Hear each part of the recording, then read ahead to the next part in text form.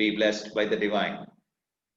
I'm very happy to be here in this particular show with Professor Parimala.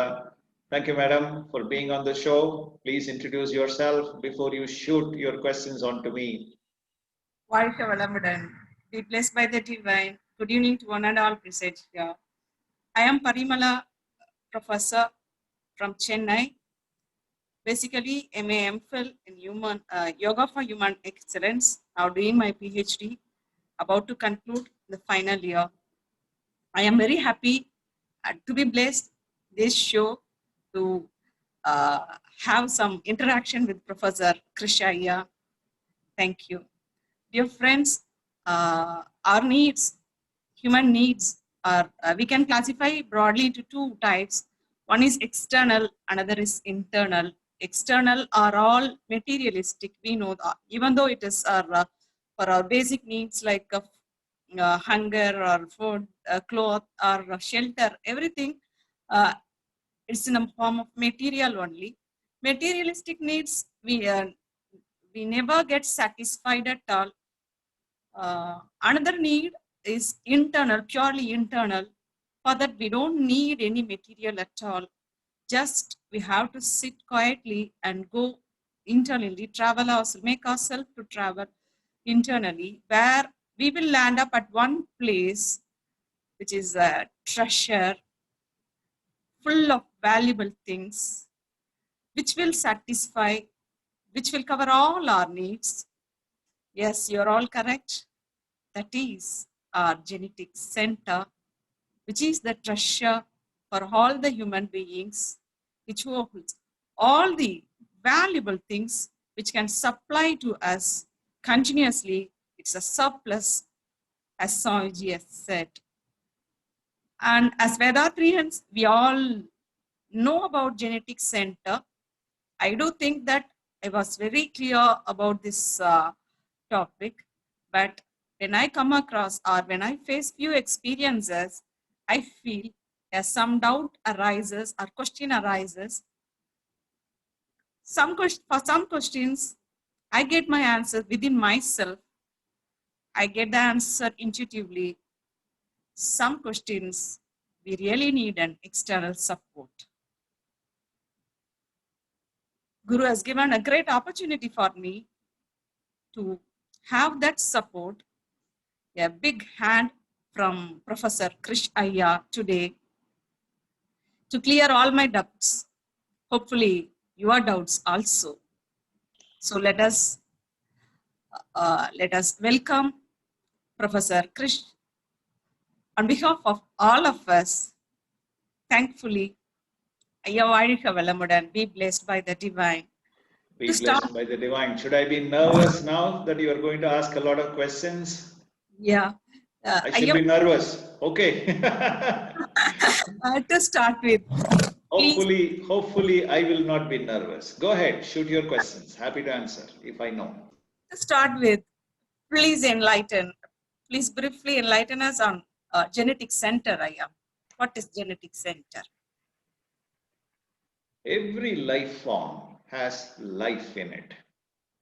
In human form, this life is what we call as Kundalini Shakti. Kundalini Shakti is nothing but our own life force. These life forces in our human forms or in any life forms, whether it is a plant or an insect or a bird or an animal or a human being, functions with a vortex. Let me explain what that means. The life force is comprised of either Akashic energy particles. These energy particles are self-revolving in nature. It's innumerable. It's not countable by any instrument or measurable by any instrument.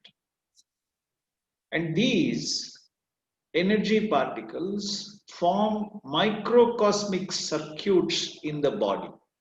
Several such circuits exist within the body, and in the process, it gives out a magnetic field Any magnetic field, even a 7th grade child will tell you, needs to have a center.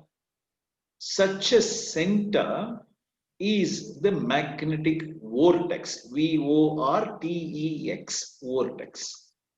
This vortex is usually in the three-dimensional center of that particular life form, whether it is a plant, insect, bird, or animal, or human being. In our human life, in the human body, if you draw a line from head to toe, call it x-axis.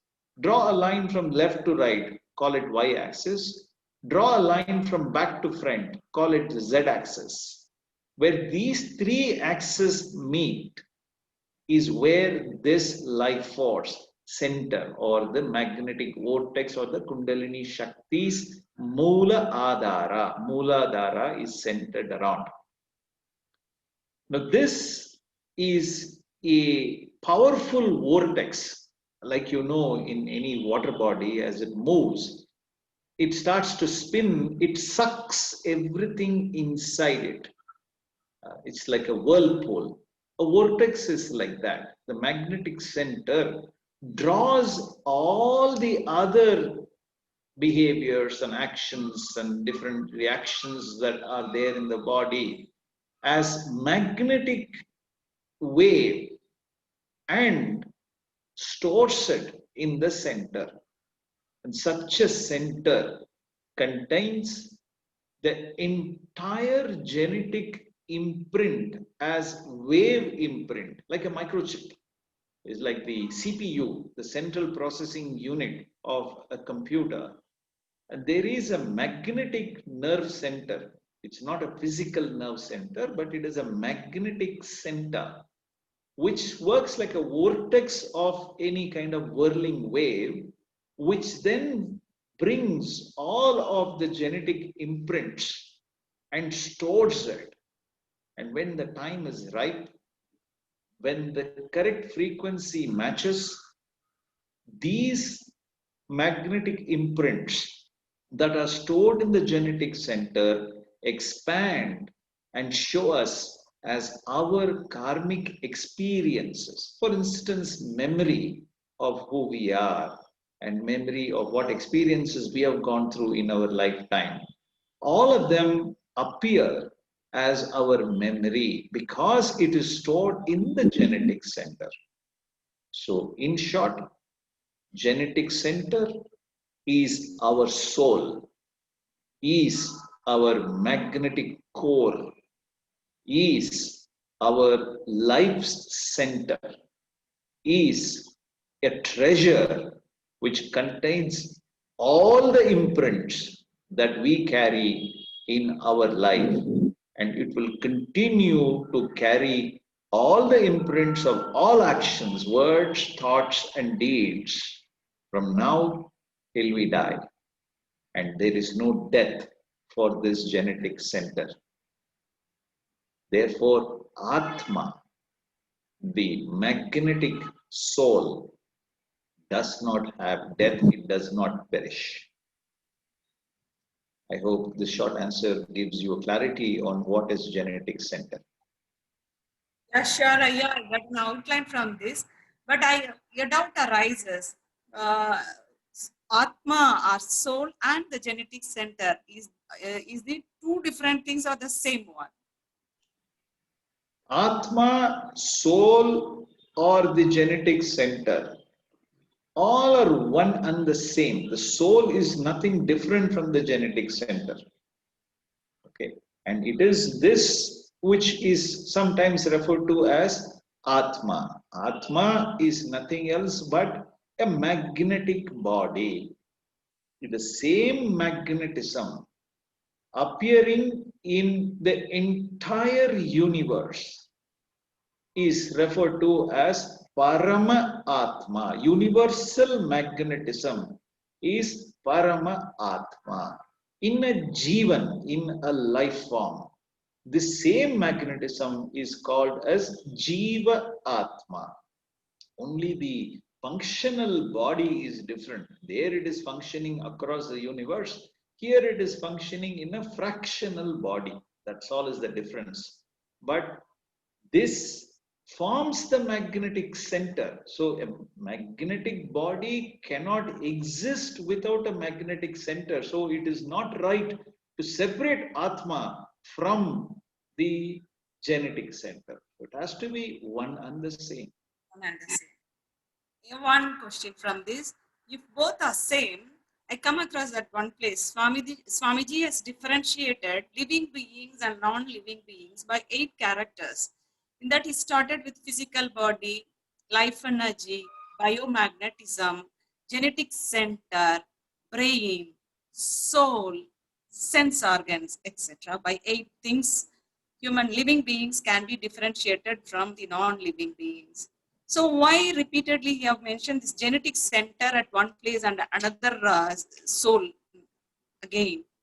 So we come to know these two are different as per He Swamiji. has also mentioned in many places the genetic center cannot be differentiated likewise from the soul. You cannot have a genetic center without a soul. You cannot have a soul without a genetic center. The soul is the genetic center. In Tamil, it is called as Karumayam. Karumayam is the Atma because Atma contains the karmic imprints. It is the hard disk with which the computer runs. It is the CPU on which the computer runs. It is not differentiated. It is one and the same, but in its nature, we like to separate it. Swamiji also in one place has separated. Much later, of course, he has clarified it in many places that the genetic center is the same as the soul. It is not different from the soul. Okay. The Thank you. functional center of a soul is the genetic center. If you want, you can keep it like that. But you cannot separate these two things. Okay, we can take it as highly concentrated imprints of. That's what I use the word. Vortex is the correct word. Concentrated imprint is not the correct phrase for describing genetic center. The vortex from which the magnetism spreads and forms a field, a functional field in a physical body, is the genetic center, which is the vortex, VORTEX. Okay. Uh, for our clarity, shall we consider this soul? It is the genetic center imprints, which is floating around after death or like that. So, 4 concepts you are mixing in one sentence. So, let me just put some clarity for us so that we can discuss this a little further. No. You talked about life. You talked about. Swamiji has clearly said at one place, genetic center and the soul or the Atma are the same. At one place in the text, I come across that living beings have 8 distinct characters to classify or identify it from the non-living beings. From that, he has mentioned this genetic center at one point. At 4th place is genetic center, soul at the 6th place. So 8 different characters. So where is the line between this genetic center and soul? That is what I'm trying to explain to you, that there is no differentiation between the two. Do not go by academic interest alone. Try to realize the physics behind it. Body is a physical element. Life is made up of either energy particles. As long as something is revolving, there will be friction with the space that surrounds it. The friction leads to frictional waves like sparks. These sparks become the spreading waves. These are also compressed in the same space, quickly transforms itself into magnetism. So therefore, there cannot be an Akashic particle in a dynamic universe such as our universe without magnetism. So there is really, you cannot separate the both. Just conceptually it is different. As long as there is magnetism, there will be a center. And when millions and billions and trillions of energy particles concentrate in a physical field, such as a human body, must necessarily form a singular integrated magnetic field, which is why our body remains as a single physical body. Otherwise, I should be able to detach my hand and keep it in give it to the doctor to cure it and come back home and take it tomorrow, or tell him to courier it tomorrow. That's not possible because my hand is it is in an integrated magnetic field. So integrated magnetic field functioning in an integrated physical body must necessarily have a vortex, because every cell in the body, whether it is a cell in the hair in the head or a cell in the nail in the foot, must receive necessary magnetic energy for it to remain fully integrated as a single physical body. And hence, there must be a center from which the magnetism must spread equally in all directions so as to reach the last cell in the hair in the head to the last cell in the nail in the foot. And that vortex is what Swamiji called as the genetic center. So a soul which contains these ether energy particles in a functional magnetic field contains a genetic center. But there cannot be a soul without a genetic center. There cannot be a genetic center without a soul. I hope this clarity is there for you now. Okay. Clear, Aya. Thank you so much for such a wonderful explanation. From this, equally, all this magnetism should be spread throughout the body from head to toe equally. From that, I have a question. Is there a chance for unequal spreading of this magnetism in our body? There could be 2 or 3 reasons. Obstruction of magnetic flow could decrease the amount of magnetism that could reach to a particular part of the body. For instance, let us say a child is there and it is attempting to walk for the first time, trips and falls and starts crying. Why does a child cry? Because somewhere it is hurt. What do you mean by hurt? There is an obstruction of blood, heat, or airflow to that particular part of the body. Since the body is a self-diagnostic, self-healing system, the life force rushes to that part of the body where there is a blockage of any of these 3 flows and attempts to correct it. And in the process, there is excess depletion of magnetic energy in that particular part, and that is what is called a short circuit. That short circuit for a short period of time leads to pain, for a long period of time leads to dis-ease. Absence of ease is disease. So if you want to remain at ease, then there must be a harmonious flow of magnetism throughout the body. This is reason number 1 why there could be disharmony in this flow and therefore excess or lower. Second is there is a diversion of flow. Disease could be a reason. Supposing, let us say, that COVID-19 has impacted a person's lungs. Now, this could cause an oxidative reactive process where the oxygen production in the cells in the mitochondria goes out of control. And in the process, there are oxygen atoms minus an electron that gets produced. And this instability in an oxygen atom leads to the oxidative reactive process in the body, whereby the body is unable to expel the carbon dioxide from the body. The human body doesn't have a measurement system or a gauge or a meter that judges the amount of oxygen in the body. It doesn't have.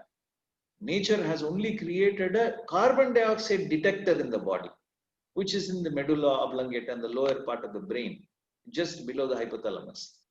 Now that signifies the body, it signals the body, hey, hey, hey, there is a lot of carbon dioxide, get rid of it. There's an oxidative reactive process, get rid of it. So it sends a signals to the heart.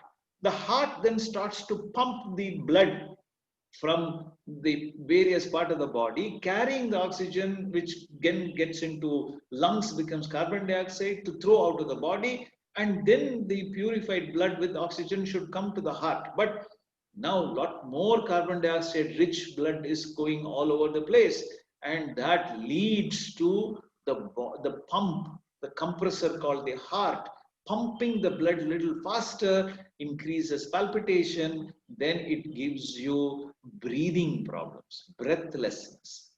The breathlessness really means there is a magnetic uh, depletion or distraction in the body. The body is drawing the energy to the cells that need to repair this properly. But the cells are not able to repair it because there is a virus that is sitting there and not allowing these cells to function properly. This is another reason why there could be this magnetic disharmony. To give you another example, this is even better for you to understand, is when you see a shocking incident. For instance, let us say somebody is allergic to blood, but a sister is giving birth to a child. So you are forced to stay next to her as a mother. Or let's say your daughter is giving birth to a child, and the daughter says, "Amma, I want you next to me in my labor. So please be there. Don't go anywhere." Now you are allergic to blood. You are sitting there watching her bleeding. The child obviously needs to come out naturally, and you are sitting there watching it, and you faint and you fall down. You basically, if you blank out. Why do you blank out? Any shocking such incident that you experience, your brain really blanks out. The reason why it blanks out is the body's shock management system goes for a toss. So the body needs to readjust itself. It draws all the magnetic energy from the brain. Brain uses only 20 to 25% of the magnetic energy. The body uses 75 to 80% of the magnetic energy. Even the 25%, the body says, hey, hey, hey, brain, it's okay for you to shut down. It's okay. A human being can live without your functioning. Everywhere they are anyway functioning for about 8 hours without you when you sleep. So no, you go to sleep. Brain, switch off. Body needs to survive, heart needs to survive, lungs need to survive, so the cells need to survive. Let's draw all the energy out from the brain and give it to the body, and in the process the body survives. So this is a survival. This is the third example that I'm giving you related to the second topic, a second reason that I've given. So there are 2-3 reasons why there could be this disharmony in the magnetic flow in the body. Thank you so much, Aya. The energy distribution system mechanism in our body is so wonderful that it manages itself. The situation is enlightening. And I get a clear picture about how this COVID-19 is working. Thank you so much. From the previous question, previous answer, I have one doubt. See, every single particle, invisible godly particle to anything we see in this universe keeps on rotating. So every rotation, magnetism is there, and there will be a center. So shall we say that center for that particle or element or an atom, everything in that is its center as genetic center? The word genetic center is specific to living beings that contains genetic imprints. Okay, so if you take a human being, it is a widely accepted philosophy that we have evolved from apes. And if you go back in the history of the time, we will go back to the first amoeba that was born in this earth. So all the characterization of various lives that we have experienced before our current birth is present within the magnetic vortex, and therefore we call it as genetic center. The core of an atom contains a neutron. The neutron must also have a center. The center must be static in nature. The science is beginning to acknowledge this. There's a lot of people who are doing research on black holes, assuming that black holes is perhaps the center of the universe itself. There is a set of scientists working on that aspect of it. Science will develop to an extent where they will start to explain some of these physical, functional, measurable phenomena. But what they are missing is recognition of this God particle and God presence, the almighty, compressive, all penetrative force that penetrates and also binds and supplies the energy for each and every infinitesimal energy particle is missed out in research because it is immeasurable by instrument. It is imperceptible by our senses. And that center is the almighty fluid state. It is not the genetic center, but it is a fluid state that binds all of the genetic centers of all life forms in the universe. That means your genetic center and my genetic center are connected by an infinite space which acts as a medium that connects these genetic centers together. A functional, practical example of how this works is you are a mother, you have a son.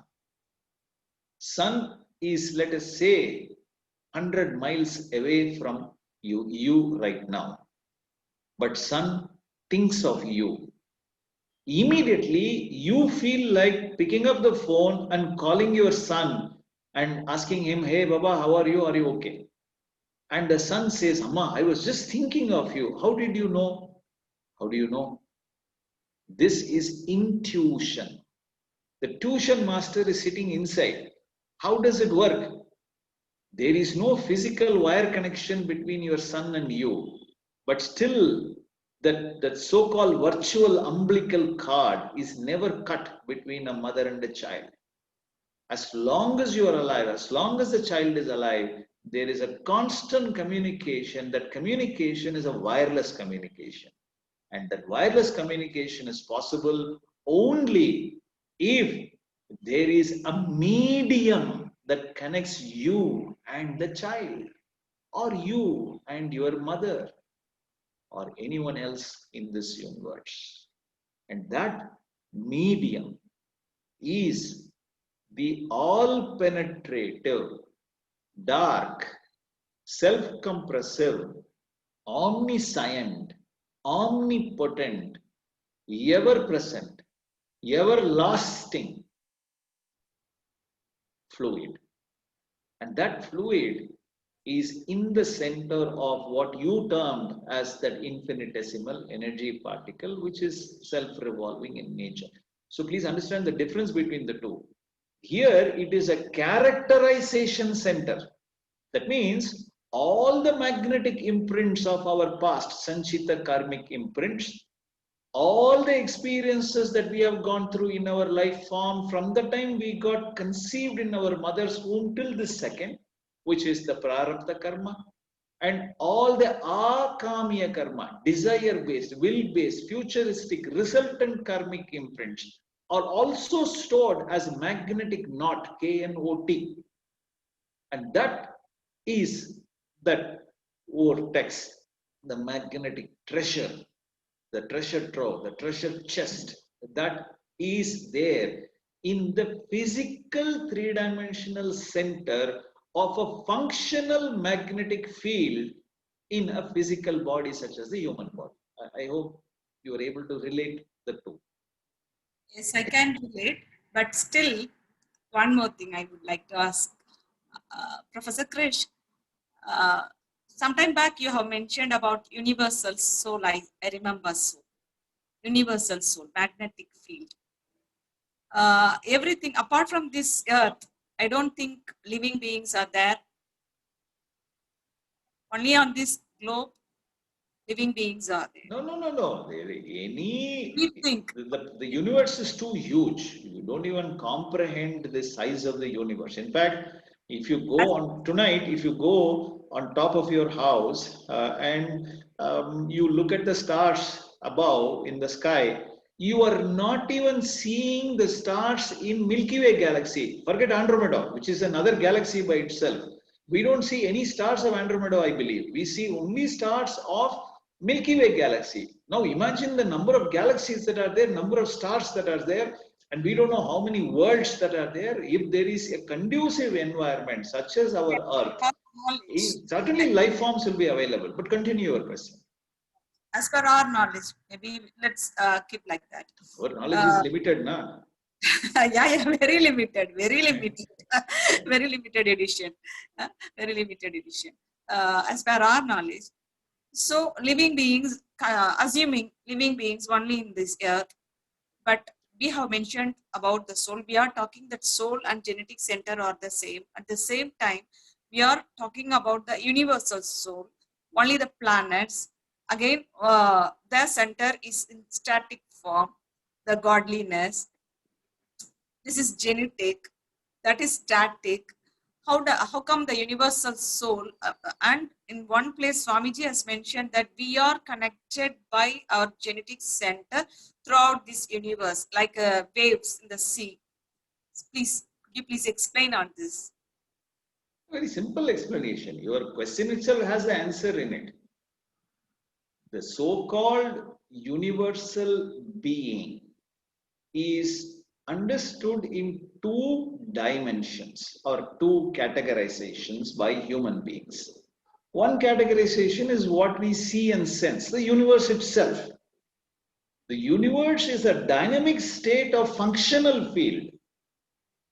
Okay, it has stars, it has galaxies, it has earths, it has planets, it has satellites called moons for the earths and different planets, and it has comets and it has asteroids and so on and so forth. These are functional dynamic field.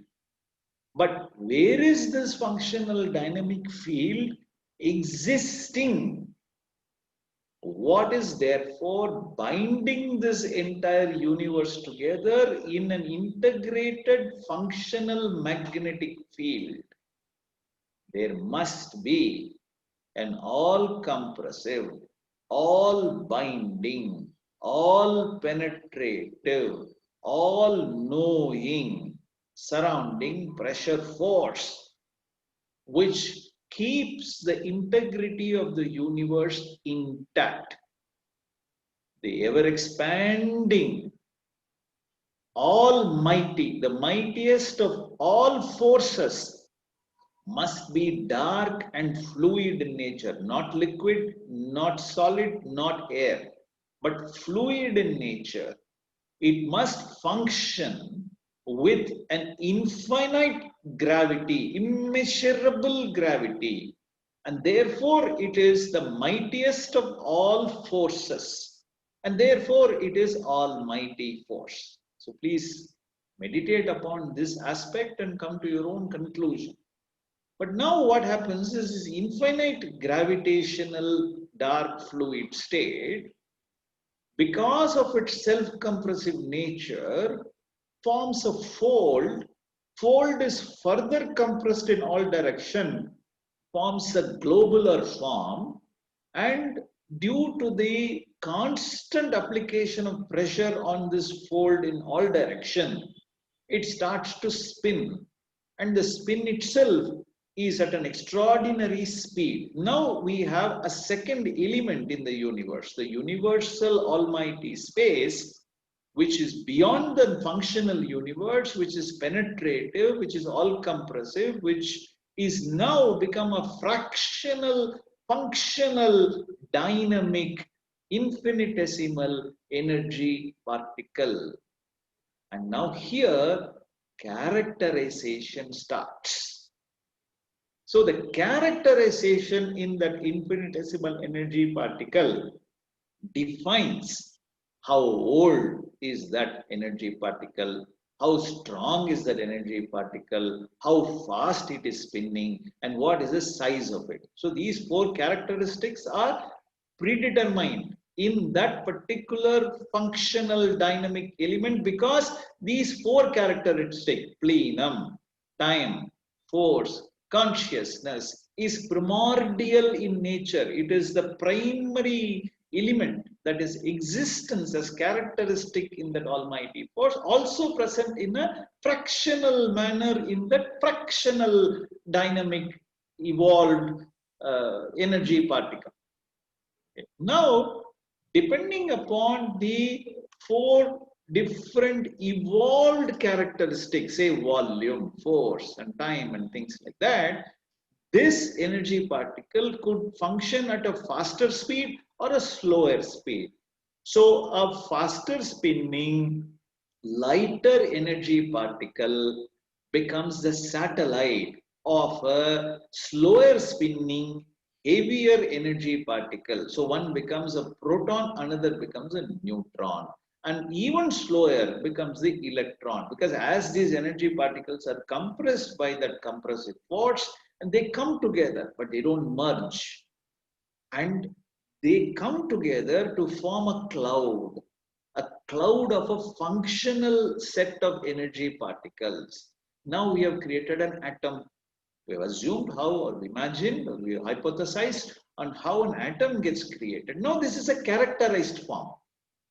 So likewise, when atoms come together, molecules are formed. So each molecule has its own functional behavior and functional characteristic. Okay, you can count the number of electrons in an atom and call it as valency. Okay? That's the periodic table that you have studied in a chemistry class in school, for instance.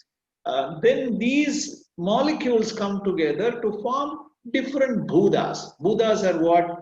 The same Akashic particle in the universal space is called the universal energy particles, are now coming to form the different Buddhas, different elements. In philosophy, these have been categorized into 5 elements. And these 5 elements are earth, fire, water, air, and atoms or Akash. So these now becomes the Bhut Akash. Okay. Now the same energy particle starts to function in a more condensed and an integrated fashion, evolves into life forms where chit functions. Magnetism evolves beyond pressure, taste, light, sound, and smell into mind. It starts to perceive pain and pleasure and experience peace and ecstasy. And in the process, chit develops in that Akashic cloud, in that energy cloud. There, once again, that magnetism becomes a characterization in that particular electron cloud and neutron cloud, and proton cloud, and the molecule cloud, and the atomic cloud, in that functional physical field of that particular thing. So here, the characterization of that set of dynamic functional elements creates a boundary. Here it is called Chitakash now. Okay, and in the non-functional but yet physical non-living objects, it is called Bhuta Akash. Akash is the energy particle. Where it presents in the universe, it is called as Maha Akash. So the names are different. The characterization is different. As it stops spinning over a long period of time, it disintegrates in a similar manner but in a reverse condition. how it forms the Buddhas, it's now disintegrates and becomes slowly, it stops spinning, and then nuclear fission takes place where the center stops spinning and no more the atoms remain as a singular integrated atomic structure and becomes one with that primordial force. So this is death. So I've given you the explanation of how the universe has evolved into a Akash to different elements into Chitakash, and again it is spreading back into the universe. So the difference is only in our understanding of the dynamic and the static part of the universe. We understand the dynamic part reasonably well. We still don't know many things that are happening in the universe, but we know there is an atom. If you split an atom, there's an enormous amount of energy that comes out of it. We call it nuclear energy. We have harvested such nuclear energy to kill people or to power a city and things like that. So our science has really developed a lot in utilizing these hidden energies of an unseen atomic energy, unseen atom, unseen energy particle. But yet, we have not yet scientifically acknowledged the presence of life in a human being. And therefore, all this confusion takes place in ourselves, and we are unable to explain clearly to a child what that means because the child has no understanding of what we are talking about. We're talking about primordial state. What is primordial state? We're talking about Bhutakash. We talk about Chitakash. We don't know what is Chit. Ask a doctor what is Chit. He doesn't know.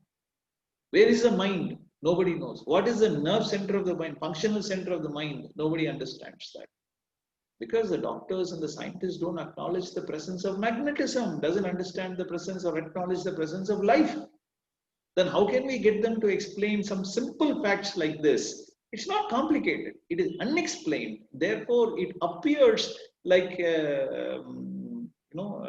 like a magical thing that only a few people in the world can understand. Only who people are truly blessed by God and who are close to Guru and who have realized themselves can. It's not like that. Even a child can understand this. Realization is different from understanding. Wisdom comes when the knowledge and the practice is one and the same. But that is a realized state. So many realized gurus, such as our Swamiji Yogiraj Vedatri Maharishi, has realized and explained. But people like us can understand it. It is not impossible to understand. To remain one with the state requires practice. I'm sure with practice, every one of us can reach the same state that Swamiji has reached. Long answer for a simple question, but I guess this covers most of those unquestioned doubts in your mind. Such a wonderful explanation, sir. Starting from that divinity, Almighty, to how clearly you have differentiated understanding and realization. Wow, wow, superb. Yes, we are all in the process of trying to understand what Swamiji has realized truly. Thank you so much. Thank you so much. One more question, sir. You're not done. Some more questions. No, only one last. Only one more. Okay, so go ahead. I'm just joking. Go ahead, please. Is the genetic center a magnetic field, or is it a fluid, or is it is a materialistic? No, I think we should go back to the definition of the genetic center to answer this question. Genetic center is the magnetic vortex. So without magnetism, there is no genetic center. Please understand this. Number one. Number two, without a functional field, there cannot be a center. The functional field could be physical or metaphysical. But there must be a functional field. That means there must exist certain characterization for it to remain within that functional field. Otherwise, these are mere electron, proton, neutrons. They will come out and they will function in wherever they need, and then they will eventually stop functioning, and when atomic fission will happen and they will merge with that universal energy field. It will stop functioning. So that is the process of the soul merging with that almighty force. This could take several years, even after our physical death. But having said that, In a functional physical body, there cannot be a genetic center without life force, without magnetic center. And you cannot separate a dark, fluid, almighty space state from any part of these functional elements. You take an atom, madam, just take one atom, Professor Parimala, you take one atom. The scientists know that the volume of a proton and a neutron is about 2000 times more than the volume of an electron. This is measured. People have accepted this. This is proven in a laboratory. So no doubt about this. So therefore you can safely ignore electron from the volume of an atom. Now you compare the volume of an atom with the volume of a neutron and a proton. Assume there is one neutron, one proton in one atom. Ignore the electron. This is so minuscule that you don't need to count that particular volume. You only count the volume of proton and neutron with the volume of the atom. Do you know what is the ratio? It is a ratio of a football to a football stadium, a cricket ball to a cricket ball stadium. That is the size of an atom compared to the size of neutron and proton. What about the remaining elements? So 1% of the volume of an atom is electron, proton, neutron put together. 99% that scientists saying empty space. Can it function in an empty space? Impossible for an atom to function in an empty space. That means the human body, which comprises of trillions of cells, contains trillions and trillions of molecules, containing trillions and trillions and trillions of atoms, is 99% empty space. It is not empty. For a moment, just imagine you removing this 99% from our body. Empty space, na? Remove it, na? Remove it. Chal, chod, finish, gone. Remaining 1% is this electron, neutron, proton. Put them down in a box. You know what will be the size of that? I call it the jujube, sugar cube. That's all we are. At the end of the day, you are a jujube, I am a jujube. So without that dark fluid space, which is functioning as gravity, almighty force, even an atom cannot exist. Even an electron cannot function. Even a neutron cannot persist. And therefore the genetic center, how can it survive without that? It has to function within that pattern, precision, regularity defined by that almighty force, functioning as a dark magnetic fluid in every element across the universe. It is the functional, dynamic, evolutionary state of that almighty force. You cannot separate both, and it can only coexist, cannot exist as two separate entities.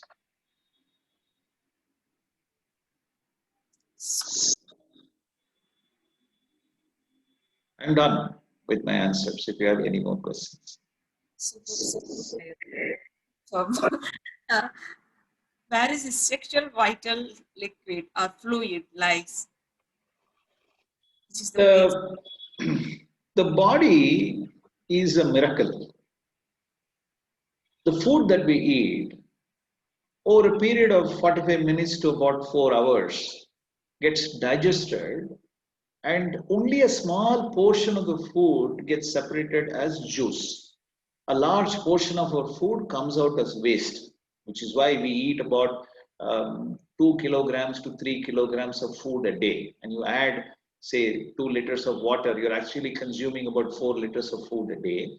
But 4 kilograms of food a day, 4 or 5 kilograms of food a day. Over a period of 1 year, you're eating more than 1 ton. But you don't weigh 1 ton, because a large portion of this comes out as carbon dioxide, sweat, urine, and night soil. So what remains is only a small portion, which is the juice. Juice becomes blood, only a small portion of the juice. Only a small portion of the blood becomes tissues. Only a small portion of the tissues become fat, fat becomes bone, bone becomes marrow. brain is full of marrow. And therefore, brain is full of rich magnetic fluid.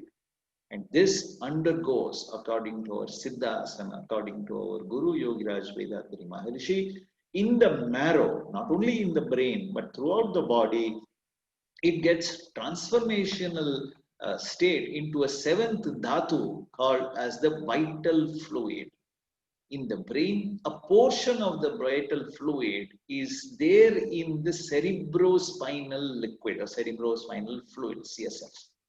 And that fluid descends from the brain down the spine into the sexual gland, and it attempts to evacuate itself from there. And the presence of that fluid in the sexual gland is gives it a name, sexual vital fluid. No difference from the vital fluid in the body throughout the body, in particularly inside the marrow, inside the brain.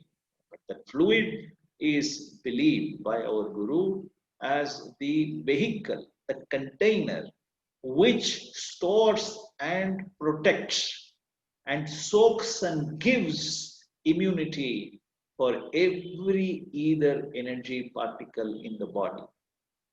Now, this is beyond comprehension for any scientists. But anybody who has learned Kayakalpa Yoga and practicing regularly will vouch for the fact that Kayakalpa Yoga has increased the biomagnetic energy in the body, and therefore people have become healthier, people have become stronger, people have become clearer in their head, people have become confident in their behavior, their self-esteem has improved, their brain functions have significantly improved, their nerve functions in the bodies have improved, their biological problems have been manageable, come under control for many people. Many people have reversed many of their diseases. All these are anecdotal evidences, with some of them providing scientific evidences as well. In our Sky Yoga system, as a professor in the system, I'm sure you know and have heard and seen many of these reports yourself. So the vital fluid is a functional, evolved, extracted juice state from the food, which, according to our Guru, is the carrying container, the protective container, the battery of our body itself. And if you extrapolate the whole concept of what Swamiji talked about, it's a cycle of creation and evolution. And hence, this fluid, in my personal understanding and opinion, cannot be significantly different from the almighty fluid itself. It must be very close to it in its nature. Beyond this, I can only speak with certain hypothesis and conclusion, which may be purely theoretical at this point of time. So I hope I have justified your answer by just simply saying this fluid is not the almighty fluid, but it has got significant nature of the almighty fluid within it. Okay? And it is an extracted, highly evolved state of the functional medium which gives us energy for our body, namely our food and water.